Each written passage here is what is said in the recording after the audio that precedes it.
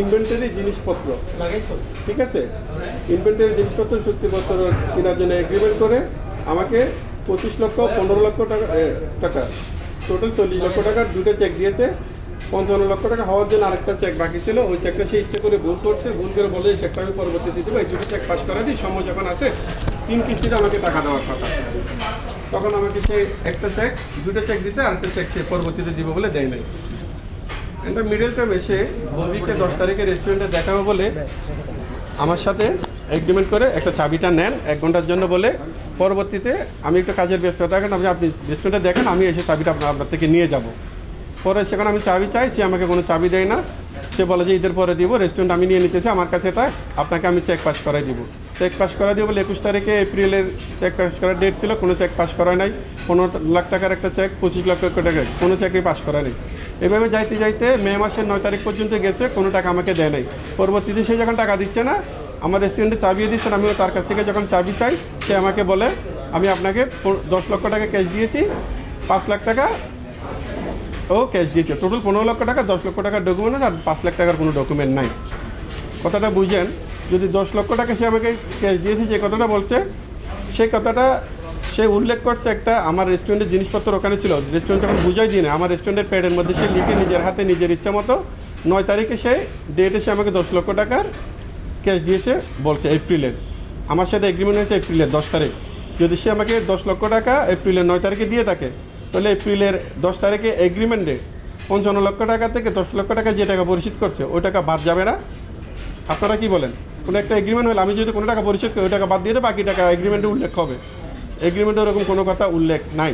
দ্বিতীয়ত, যে চেকগুলো দিয়েছে ওই চেকগুলো অ্যাভেলেবেল ফাউন্ড ছিল না, ওই চেকগুলো সব ডিজেনার করা রাখছি, ব্যাংকে পাঠাইছি, কোনো চেক সে ব্যাংকের পর্যাপ্ত ব্যালেন্স ছিল না। এই হলো ঘটনা। পরবর্তীতে সে আমি যখন রেস্টুরেন্টের চাবি চাই, সে পোলাপাইন দিয়ে চিত্রনায়কে ববি এবং তার সহযোগী গুন্ডা ফান্ডা পোলাপাইন দিয়ে রেস্টুরেন্টটা দখল করে রাখে। এর মধ্যে রাতের একদিন গিয়ে সে বব স্টার ডাইন নামে একটা বিশাল সাইনবোর্ড টাঙাই রাখছে, যে সাইনবোর্ডের কোনো মানে ডকুমেন্টারে কোনো ব্যক্তিগতা নাই। একটা মানুষ থেকে যদি আপনি একটা রেস্টুরেন্ট কিনেন, তার সাথে ফ্লোরের একটা এগ্রিমেন্ট থাকতে হবে, বাড়িওয়ালার সাথে এগ্রিমেন্ট থাকতে হবে, তারপরে তো আপনি রেস্টুরেন্টের মালিকানা দাবি করতে পারবেন না, রেস্টুরেন্ট পরিচালনা করার জন্য দাবি করতে পারবেন। তার সাথে বাড়িওয়ালার সাথে কোনো এগ্রিমেন্ট নাই, রেস্টুরেন্ট মালিক আমি আমার সাথে তার কোনো এগ্রিমেন্ট নাই। বুঝতে পারছেন? আমার সাথে শুধু এগ্রিমেন্ট হয়েছে রেস্টুরেন্টের জিনিসপত্র কিনছে, যারা এগেনস্টে আমাকে কোনো টাকা পয়সা তারা দেয় নাই। এর মধ্যে বিভিন্ন ভয়ভীতি দেখায়, মারামারি করে আমার জিনিসপত্র লুটপাট করে নিয়ে গেছে ববি এবং তার লোকজন, ঠিক আছে। পরবর্তীতে ববির ওই যে একজন সন্ত্রাসী, সে জাবুল বাসার, তার নামে 15-16টার উপরে মামলাও আছে। সে আমার নামে একটা এবং আমার একজন পার্টনার রেস্টুরেন্টের, ওদের নামে প্রতারণার একটা মামলা করে কোর্টের মধ্যে মানে অবৈধ একটা মামলা করছে, যেটা কোর্টে এখন মামলা বিচারাধীন আছে। এই হলো ঘটনা। মূল কথা হলো ববি কোনো টাকা দেয় নাই, না দিয়ে সে রেস্টুরেন্টের জোরপূর্বকভাবে তার রেস্টুরেন্ট হিসাবে দাবি করতেছে এবং এখনও পর্যন্ত সে রেস্টুরেন্ট বহলতে পেতে তার মানে জিম্মিতে আছে।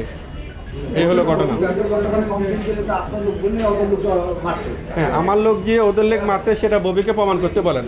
বাড়িওয়ালা যখন ভাড়া পায়, ভাড়া দিচ্ছে না বিদায়, বাড়িওয়ালা আমার সাথে কথা বলে মূল ফটকের তালা চেঞ্জ করে দিছে। সেটা বাড়িওয়ালার সাথে এবং ববি এবং আর ববির সন্ত্রাসী বাহিনীতে দ্বন্দ্ব। আপনারা হয়তো জানেন 2টা মামলা হয়েছে, ওখানে কোনো আমার নাম নাই। ওখানে বাড়িওয়ালা ওয়াইএন সেন্টারের মালিক এবং ববি এবং ওই বাসারের নামে মামলা হয়েছে। আমি হচ্ছিলাম রেস্টুরেন্টের মালিক পক্ষ, আমি একটা রেস্টুরেন্টের ফ্লোরের মালিক পক্ষ না, ঠিক আছে। এই মুহূর্তে রেস্টুরেন্টটা ববির দখলে আছে, ববি এবং ববি সন্ত্রাসীর দখলে আছে। আমি তো সংবাদ সম্মেলন গতকালকে করিনি, সংবাদ সম্মেলন করছে। হ্যাঁ, আপনারা এখনই গিয়ে রেস্টুরেন্টে গিয়ে দেখে আসেন রেস্টুরেন্টটা কার দখলে আছে এবং কার সাইনবোর্ড টাঙানো আছে। সাংবাদিকদেরকে যদি মিথ্যা তথ্য দিয়ে থাকে সেটা আপনারাই করবেন, কারণ আপনারা তো সত্যটা তুলে ধরবেন। সরজীবন একটা প্রতিষ্ঠানে গিয়ে দেখলে, যখন মূল ঘটনাস্থলে গেলে আপনারা বুঝতে পারবেন ঘটনাটা কি। আমি যদি বারবার ঢুকতে না দিই, তাহলে তার জিম্মিতে সে কীভাবে তালা চেঞ্জ করে এবং তালা চেঞ্জ করেছে সেটার ভিডিও ফুটেজ আছে এবং পুরো রেস্টুরেন্টের সিসিটিভির লাইন কেটে দিয়েছে তার সন্ত্রাস বাহিনী গিয়ে, তারপরে জিনিসপত্র চুরি করে নিয়ে গেছে, এগুলোর ফুটেজ আছে। কীভাবে থাকলো তাহলে? এখন ববির দখলে এবং ববির সন্ত্রাস বাহিনী ওদের দখলে আছে, আমার দখলে কোনো কিছু না। আমাকে কোনো টাকা দেওয়া হয় না। 40 লক্ষ টাকা যে চেক দিছে বলছে, আপনারা হয়তো জানেন 40 লক্ষ টাকা চেক ইনসাফিসিয়েন্ট ফান্ড হয়ে ব্যাংক থেকে ফিরে আসছে। 15 লক্ষ টাকা যে টাকা ক্যাশ দিছে বলছে, ওই 10 লক্ষ টাকার একটা ফ্রড 2 নম্বর ডকুমেন্ট বানাইছে, আর 5 লক্ষ টাকার কোনো ডকুমেন্ট দেয়নি। বিনা টাকায় সে রেস্টুরেন্টটা অবৈধভাবে এখনো পর্যন্ত 1 পয়সা আমি পাই না, দখল করে বসে আছে।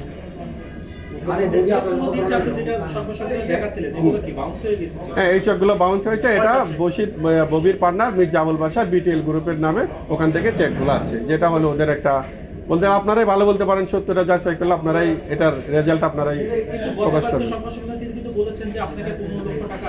হ্যাঁ, আমাকে 15 লক্ষ টাকা দিয়েছে, সেটার কোনো লিগেল ডকুমেন্ট দেখাতে বলেন। একটা নিজের হাতে আমার পেটের মধ্যে তারা নিজে লিখে নিজে আমার সিগনেচার নকল করে আমার সাথে যে এগ্রিমেন্ট করছে, এই এগ্রিমেন্ট থেকে সিগনেচার কম্পিউটারের মাধ্যমে বসায় নকল করে একটা ডকুমেন্ট বানায় রাখছে। ডকুমেন্ট বানাইলে কি টাকা দেওয়া হয়ে যায়, সেটা প্রমাণ করার জন্য তো আপনারাই আছেন। না, আমি সহজে কোনো সিগনেচার করে না, এবং যে সাক্ষীগুলো দিচ্ছে ওই সাক্ষী আমি চিনি না, ওগুলো সব ওর বানানো। হ্যাঁ, রেস্টুরেন্টের আসবাবপত্র জিনিসপত্র অনেক জিনিসে চুরি করে নিয়ে গেছে, অনেক জিনিসপত্র আছে। এই হলো কাহিনী। আমি তার বিরুদ্ধে থানায় একটা জিডি করছিলাম। 40 লক্ষ টাকা দেওয়ার কথা ছিল, 15 লক্ষ টাকা দেয় নাই।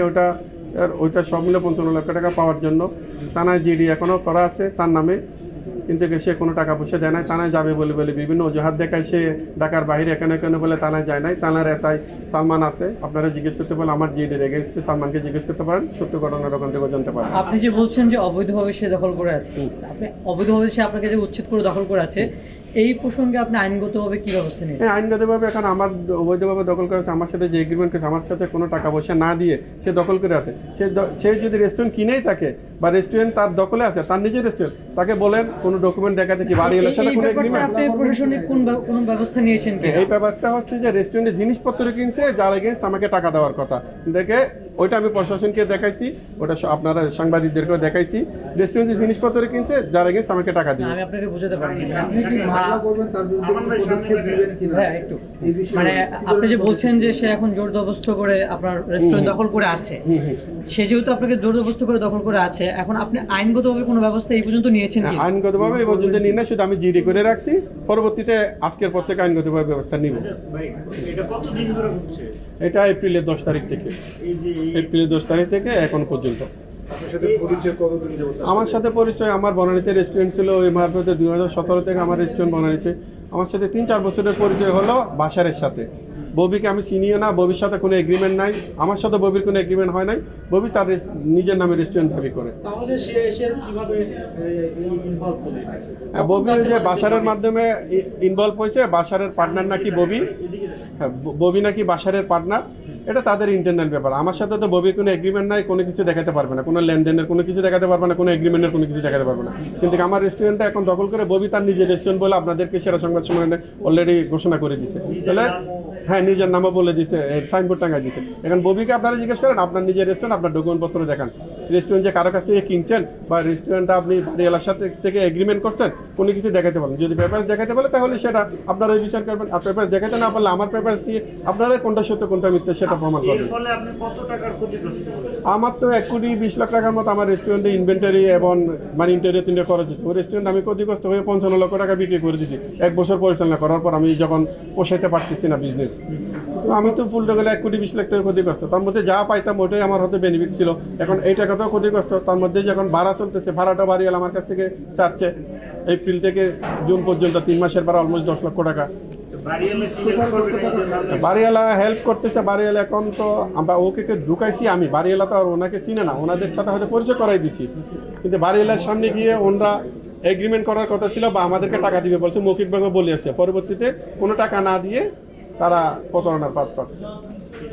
বাসার সাথে তো 2017 সালে আপনার 17 না, ধরেন 20-21 থেকে ধরেন এরকম সেই হতে পারে। ক্ষেত্রে কি তার সাথে কোনো ব্যক্তিগত কোনো না, আমার সাথে ব্যক্তিগত কোনো সম্পর্ক নাই, সে কোনো আমার বন্ধুও না, তার সাথে কোনোদিন আড্ডা মারার কোনো ছবিও নাই, ফেসবুকে কোনো ছবি নাই, তার সাথে কোনো আমার পূর্ব পরিচিত আমার রেস্টুরেন্ট আছে, রেস্টুরেন্টের যে কাস্টমার হিসেবে গেস্ট হিসেবে পরিচয়। রেস্টুরেন্টের ট্রেড লাইসেন্স বা যে মালিকের কাছ থেকে যে ভাড়া নিয়েছেন এটা তো অলরেডি বিক্রি করে এগুলো আপনি এগুলো আমার রেস্টুরেন্ট, আমার ডকুমেন্টে সব আমাদের নামে আছে। এখন আপনার নামে আসবে কিছু হ্যাঁ, এখন আমার নাম আছে। ওরা তো কোনো ডকুমেন্ট করতে পারে না, কারণ এগ্রিমেন্ট ছাড়া তো কোনো রেস্টুরেন্টের ট্রেড লাইসেন্স হয় না, কোনো ডকুমেন্ট করতে পারবে না, ব্যাংক অ্যাকাউন্ট করতে পারবে না। আমাদের নামে রেস্টুরেন্টের ডকুমেন্ট আছে, আমাদের নামে ব্যাংক অ্যাকাউন্ট আছে, আমাদের নামে ট্রেড লাইসেন্স আছে, আমাদের নামে সব কিছু আছে। এবং গভর্নমেন্টের পরটা ঠিক মতো হলে অবশ্যই সব কিছু দেওয়া আছে আমাদের। এগুলো সব আপনার নামে। হ্যাঁ, আমাদের নামে অবশ্যই। সর্বশেষ আপনার কি চাওয়া? আমার চাপা হলে যে এখন তো আমার 1,20,00,000 টাকার জিনিসপত্র সে খুলে নিয়ে গেছে, ওটা আমি 55 লক্ষ টাকায় বিক্রি করে দিছি। এখন সেই জিনিসপত্র সে খুলে নিয়ে গেছে, এখন তো আমার টাকা ছাড়া, চাওয়া ছাড়া আর কোনো ক্ষতি নাই। সে আমার ক্ষতিপূরণ দিবে, না হলে এগ্রিমেন্ট অনুসারে আমার টাকাটা দিয়ে তার জিনিসপত্র যেভাবে এগ্রিমেন্ট ছিল ওই জিনিসপত্র নিয়ে যাবে, বা ব্যবসা করতে পারলে বাড়ির সাথে বসে সে ব্যবসা করবে। আপনার আইন পদক্ষেপ নেবেন? অবশ্যই আইনি পদক্ষেপ নিবা। আমার যে চেক আছে চেকগুলো দিয়ে মামলা করবো, এবং যে টাকা দেয় না ওটার প্রতারণার মামলা করবো আমি। টোটাল 55 লক্ষ টাকার, এবং আমাকে যে কোনো টাকা পয়সা না দিয়ে যে আমার নামে মিথ্যা মামলা দিছে এবং সংবাদ সম্মেলন করছে, আমার মানহানি করছে, এগুলো সব প্রতারণা আমি মামলা করবো। ধন্যবাদ। ধন্যবাদ, থ্যাংক ইউ, সালাম আলাইকুম।